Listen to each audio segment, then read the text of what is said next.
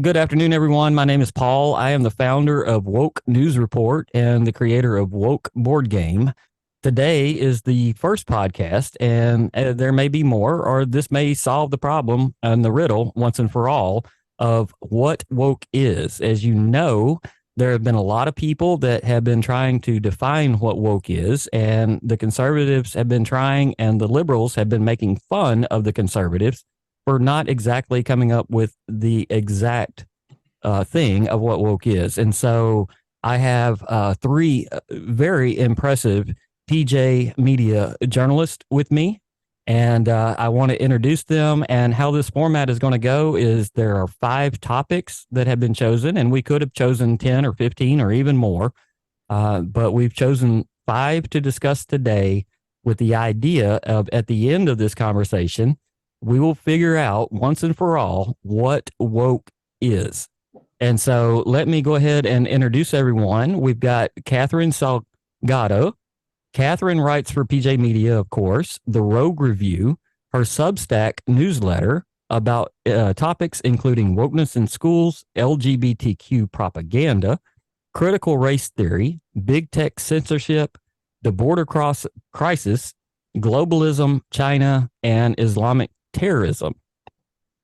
She loves studying history and listening to old radio shows and old music, including ancient Roman music, which I didn't even know existed. We've got Ben Barty, who probably needs no introduction, but he is an independent Bangkok-based American journalist with opposable thumbs, and that's always a great thing to have. They help with gripping things. And we've got Greg Byrons, and I hope I said that right, sir. But he's an executive at a small corporation. He's the former newspaper editor, a tech and news writer, and managing editor of 2 magazines. He currently writes for PJ Media, and he lives by the motto, an apple a day, if well aimed, will keep the doctor away, which is pretty good. Everybody could probably use more apples. So I can hear everyone and everyone can hear me, and we're just going to go ahead and get started. We're going to go round robin. And so, Catherine, first, do you have a definition of woke currently? I would define it as radical, irrational, globalist, Marxist leftism. Those are the main hallmarks of wokeism.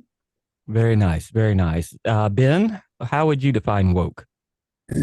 Well, actually, I wrote a thing about it and I tried to define it. So I'll use that definition because I think it works.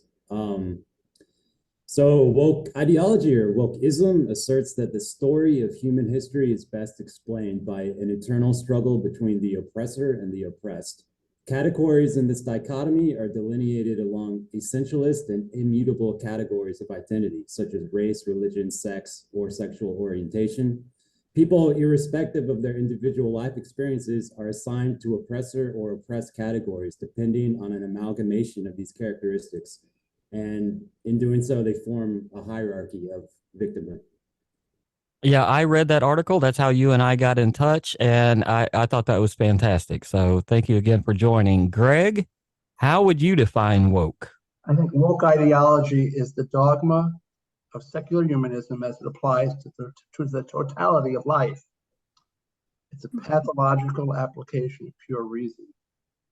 Its ethics are utilitarian and scientific.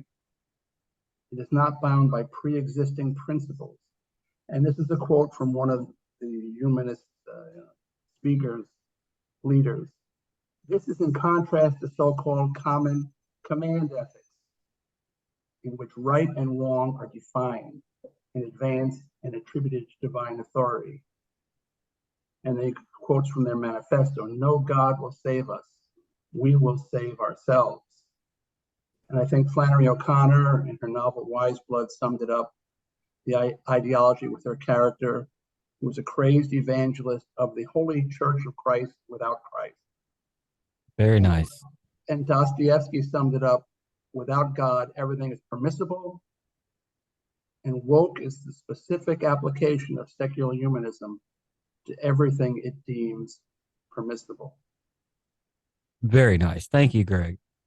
So, as I mentioned a moment ago, we have 5 topics that have been chosen, and we could choose a whole lot more.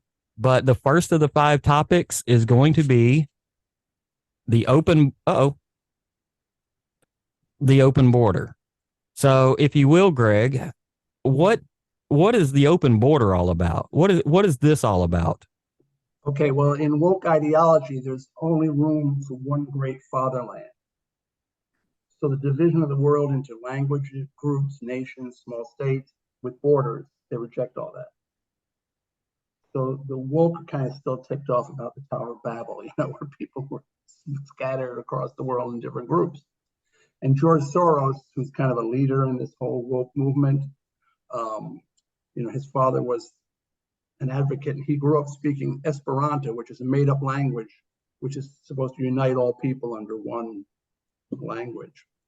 And so they despise small nations with borders, distinct languages, customs, and so they don't accept borders. And it's kind of the ticket into multiculturalism. And to get into multiculturalism, you have to abandon your own culture.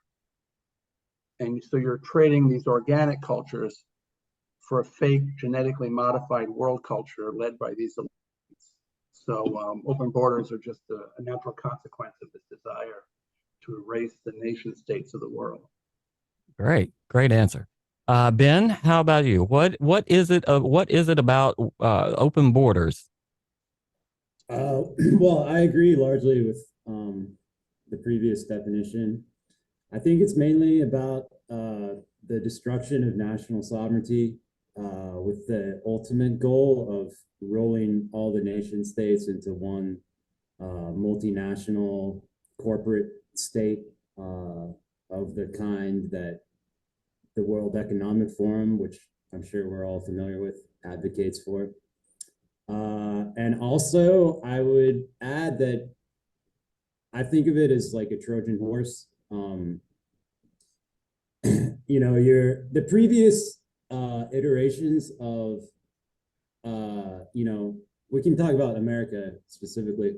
The previous iterations of transnational immigration into America, the stated objective, which was largely successful, I think, was assimilating these new immigrants into the American worldview, the ideologies that are valued. But now that all that pretense is kind of gone, and it's like there really is no assimilation, or there's no assimilation which would be necessary to like have a functional state. So I think it's just a way to speed up the implosion of Western civilization. Very nice, very nice. And Catherine, what is it about open borders? Well, specifically in America, for one thing, it's a practical matter, right? They can move in, because wokeism is often or always allied to the Democrat Party, and they can move in a lot of people who tend to vote Democrat, who tend to vote leftist, and they can always pull the race card, which they love to do if you argue against it, right? You're a racist because you don't support open borders. So there's that aspect. But again, tying into the fact that there is an assault on national sovereignty, trying to create a one world order. The woke know that the open border allows countries that are openly hostile to America to infiltrate America. And just to give a couple instances, for instance, in fiscal year 2022, Border Patrol reported that there were over 25,000 potential national security risk migrants who crossed the border. And it's quite possibly more than that, because of course they can't identify everybody who crosses the border. That's a lot of national security risks, including potential terrorists. And in recent months, there has been a sharp increase percentage-wise in mainland Chinese migrants crossing the border. And something that I've seen experts mention, including Fox News's China expert Gordon Chang, is that there's almost certainly Chinese Communist Party plants among them. Well, of course, China is becoming ever more openly hostile to the US. It's also trying to assert itself as the new global power. Basically, it wants to be in charge of the new world order. Well, the woke don't seem to have a problem with that. And in China, everything is pretty much tied to the military. They have what they call civil military fusion, everything in the economic, tech, and government spheres is tied to the Chinese military. So we could quite literally be having a military invasion across the southern US border. And the woke know that, but it's all part of creating that new world order. That was a great answer, by the way, Catherine. And let me share with you all what my answer to the open border is. And for anybody looking at the screen, my answer is depopulation. The second one is defund the police. Okay. What is it about defund the police, Catherine? Well, for one thing, leftists don't really make arguments. They make threats, right? They don't argue, they harass. So part of that is that they want less law and order. I think somebody mentioned this earlier, that the wokeism depends upon basically playing different groups, different classes, or different perceived classes against each other, right? Playing rich off against poor, playing, different perceived races against each other. And so to do that, they have to have more chaos, less law and order. And so, of course, one way that they can just practically sow more division and also ensure that they can sow division in a way that is against the law is to defund the police, to attack the institutions that maintain law and order in society. Nice. Nice. Ben, what would you think defund the police is all about? Well, I think it is about sowing division. I think it also dovetails with the overall creation of a situation that's called anarcho-tyranny. I didn't make up that term, but it essentially means that the law still exists and the police still exist, but they are selectively enforce the law depending on political whims. So it's not that the police are defunded.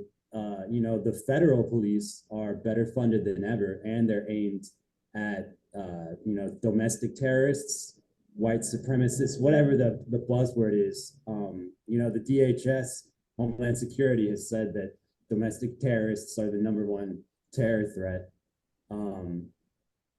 And they've stepped, obviously, if you've been paying attention to like the January 6th stuff, it's not that there aren't police and there isn't enforcement of the law such as it exists. It's that it's very selectively enforced, and like urban crime, which would generally be combated by local police at the local level. That's where the discussion about defunding the police is had. And I think of all this stuff, it relates to the open border conversation. I think of it as scaling up the level of the locus of control away from the local level to the national level and eventually to the multinational level. So well-funded local police that are controlled by the local population would be a threat to this objective. So I think that's what a lot of it has to do with. Yeah, very nice. Very nice. And what would you say, Greg? What is behind, or what is it about defund the police that the woke seem to like? Well, authority is evil. It restricts our individualism. So the only ethical approach is to, based on social status, social credit, also known as equity. And police follow these outdated principles of right and wrong. They apply authority based on principles that are defined in advance and not relative to the needs of the community. So, and they focus on particular cases and facts, and then apply these antiquated principles of justice, reward, punishment. And this is the kind of thinking that they think needs to be eradicated and should not be funded. So, it's got to be a group application of principle, and police tend to focus on the facts of particular cases. Oh, that's nice. That's a really great answer. I've written my answer down like I am throughout the show. And I'm going to say that defund the police is about depopulation. I'm sensing a theme here, Paul. I'm sorry, Ben. What was that? Said I'm sensing a theme here. There may be. The next one is, what is it about climate change? What is it about climate change? We ended on you, Greg. Let's go to you first. What is it about climate change? And in terms of depopulation, you do have a point in that. I remember in the South Bronx, the South Bronx was burning, and eventually, most of the people killed each other who were the bad actors, and things turned around. So depopulation, I guess, works in that regard. Climate change. Well, we have to beware of politicians bearing abstractions, and it's just about nothing more abstract than climate change. Basically, since God isn't the author of the universe, we are in charge and have a duty to control the weather and change the climate, and everyone must comply. You might think it's a fool's errand, but they don't. People are the biggest obstacle to controlling the world's climate. So controlling people or eliminating their number as far as possible is the only way to get control of the weather and save the globe from humanity.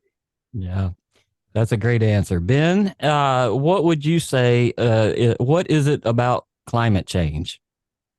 Well, I think we're going to agree on this one. I think it is ultimately about population control. Everyone should, after they watch this, of course, you should look up this TED Talk that Bill Gates gave in 2010, I believe, about climate change. Mm-hmm. And in it, he put this graphic up on the screen, and it was basically an equation, and it was something along the lines of, this is the amount of carbon that the average person uses, and this is the population of the world as it currently exists. And then you get like the total global climate emissions. And then he makes a joke. One of these things is going to have to get down to zero, insinuating the human population, and the whole audience laughs and they think it's really funny. It's a very creepy video, and I think it's like a perfect distillation of what the objective is. Also, I would add that it's about the corporatization of farming, driving out small-time farmers, family farms, out of the food supply, so that it's only produced by giant multinational corporations. Bill Gates is now the largest single farmland owner in the United States, and he doesn't even have a background in farming. So that should say something about what they're up to. Yeah, that was a great answer, Ben. I appreciate it. Catherine, it's your turn now. What is it about climate change that the woke like so much? Well, partly it's the fact that it's certainly illustrative of the fact that the woke often argue from authority rather than data or facts. So you have to believe us because we're the experts. Like at this point, we literally have 50 years, we have half a century of failed predictions behind us, and yet we're still supposed to believe they absolutely know what they're talking about, right? Conditioning you to be irrational. I remember G.K. Chesterton said once that once you become accustomed to small irrationalities, you can no longer be startled at injustice. So the unjust always try to condition you to irrationality before they impose injustice on you. And of course, we know these people don't believe their own propaganda. People like Barack Obama or Bill Gates, or whatever, they continue to fly private jets. They continue to have beachfront mansions, even though supposedly the seas are going to rise and sweep us all away. But again, returning to the fact that it's definitely a control mechanism.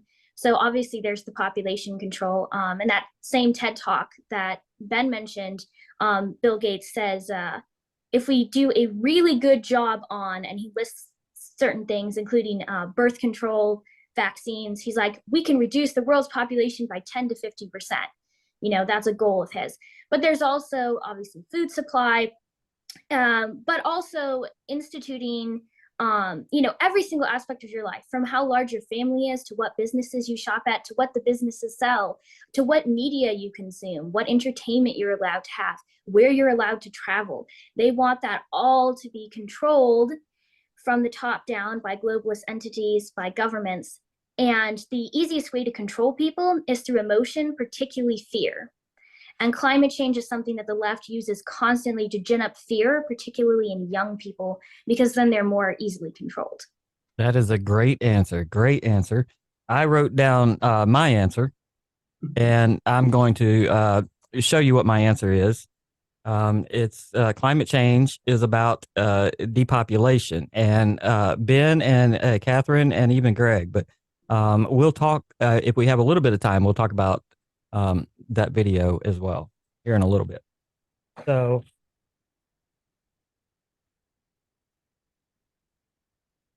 this one should be a pretty easy one for everyone. The woke are very much into this and are very upset at obviously the Supreme Court. But what is it about abortion that the woke are so adamant about? Women's reproductive rights, excuse me. And since we ended with you, Catherine, we will start with you again. We're doing round robin. What is it about abortion that is so priceless to woke people? Well, partly it seems to me that the woke have a certain animus against children. Again, maybe it's tied to the population control. Maybe it's tied to the fact that the woke seem to resent innocence, and also they're obsessed with eternal youth. People like Bill Gates, right, or Klaus Schwab are obsessed with eternal youth. They kind of resent children for having that, and so abortion is, the number one way of targeting children. But also, I think it's a very practical why the woke like abortion, and that's the family unit has always been a threat to wokeism.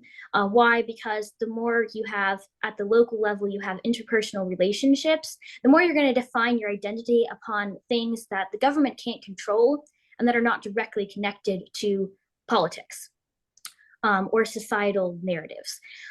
So, if you have a spouse, if you have a family, if you have children, you're going to have less time to focus on wokeism.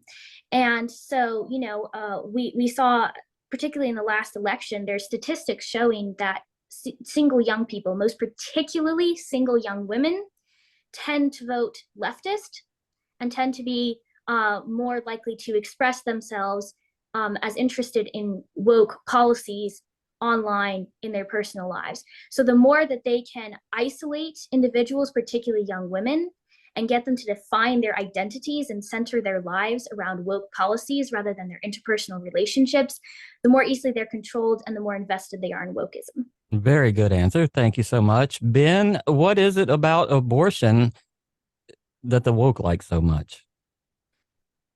Well, there's the population control element. I hate to bring it back to Bill Gates. He's not the only one involved, in the globalist takeover, if that's what we're going to call it.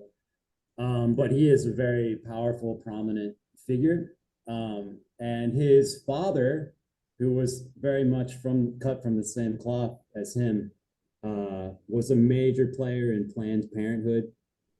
And Bill Gates has also very much supported the reproductive rights of women, if we frame it in their terminology, right?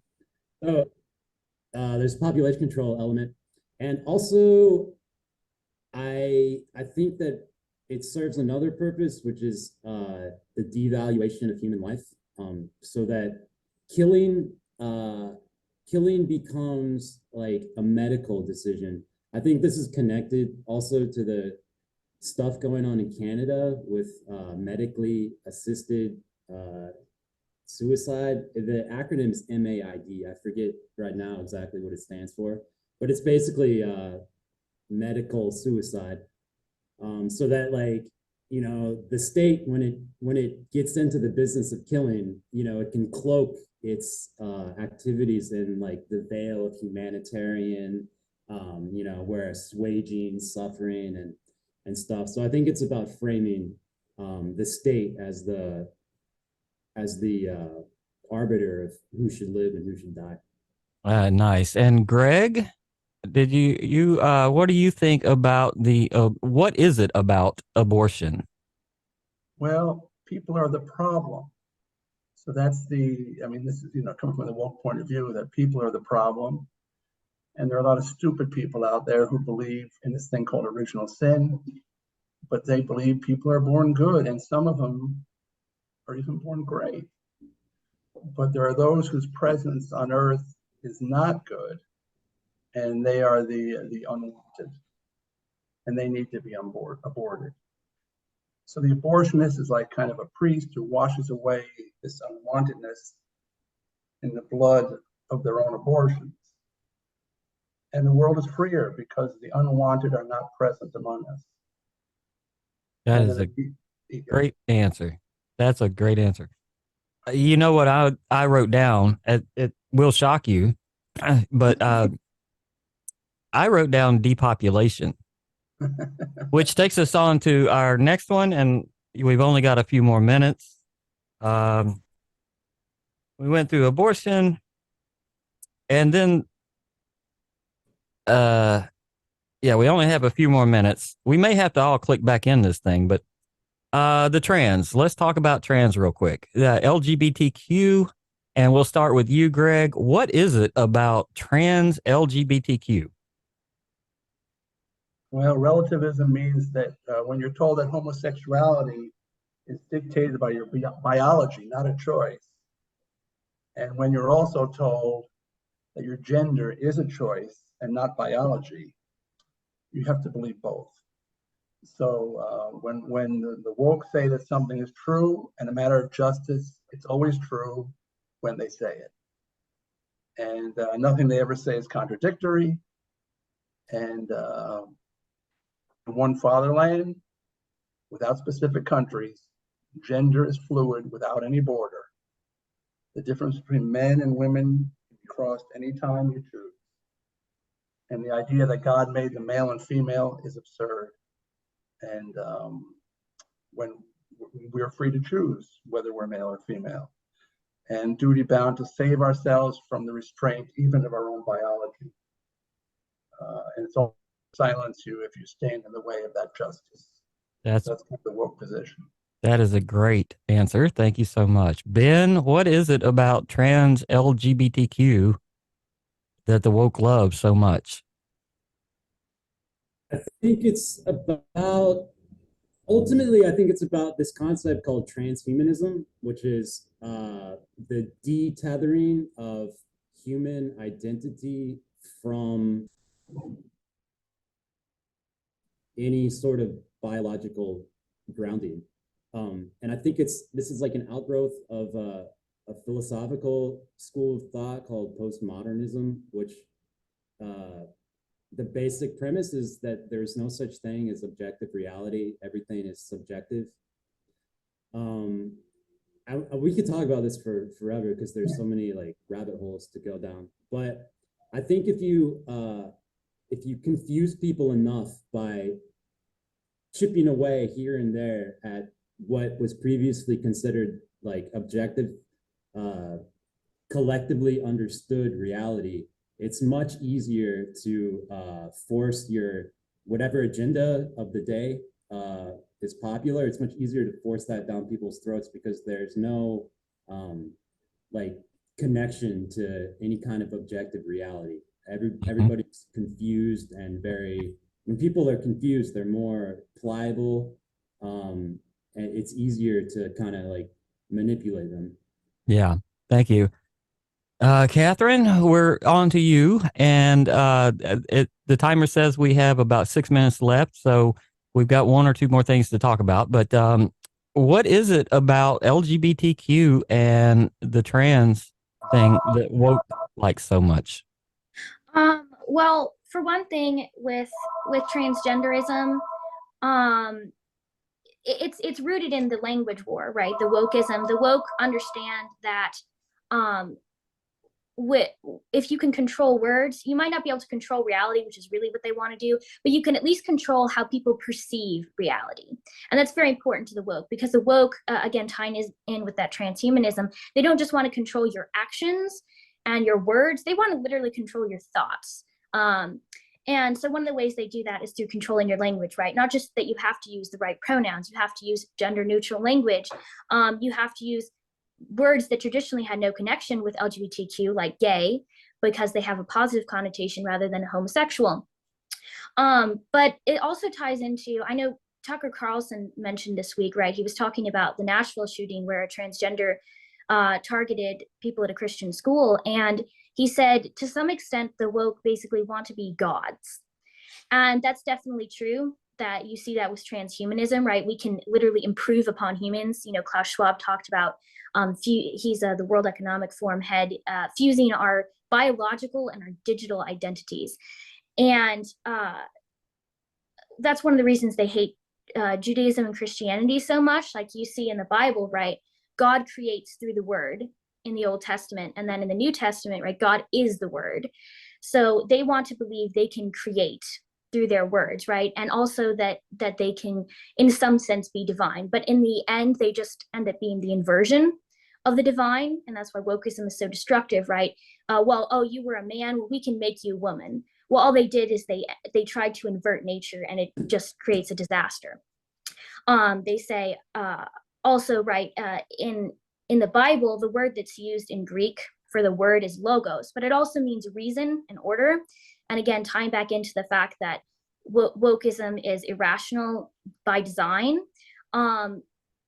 Instead of being like God, where they order and they make everything more reasonable, they do the opposite. They create more chaos, they create more irrationality. And transgenderism is one of the ways they do that, because if they can get you to accept things that are patently, obviously not true against biology, they can totally control basically every other aspect of your life. So my answer to that would be depopulation. And with the remaining 3 minutes, the reason I chose these 5, and we could choose a lot of things, obviously, that have anything to do with woke and what this is. And I think you, Ben, Catherine, Greg, you nailed it throughout it all. This is the smartest people on earth right here, because they actually really do get it. We might have a different conclusion at the end, but the end conclusion, what I've heard throughout this entire thing, depopulation. If you're talking about open borders, you got a ton of fentanyl coming across the border, and people are dying a lot, all the time. When you go to abortion, obviously, there's millions that have been killed. The Bill Gates thing, you brought up vaccines. We didn't even talk about COVID and the vaccines. What are they about?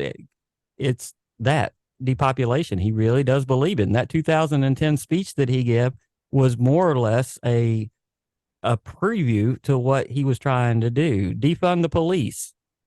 If you have less police, guess what happens? There are more murders, more drugs, more crime, more things that happen.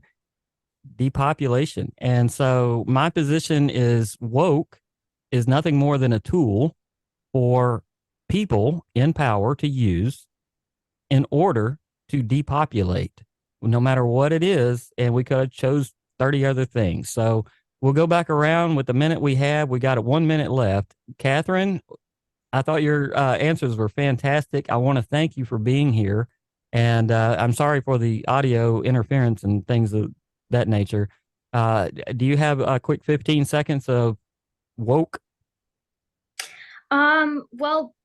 Just real quick, one way that we can combat woke, because I think that's very important, we need to combat it, is through a cultural and a spiritual revival before anything else. And I think that's what we need to focus on right now, even more so than political. Thank you so much. Ben and Greg, if you can make it, well, we have less than a minute. So I agree with Kat. Okay. Totally agree. No, nothing to add. Totally agree. Well, thank you all for being here.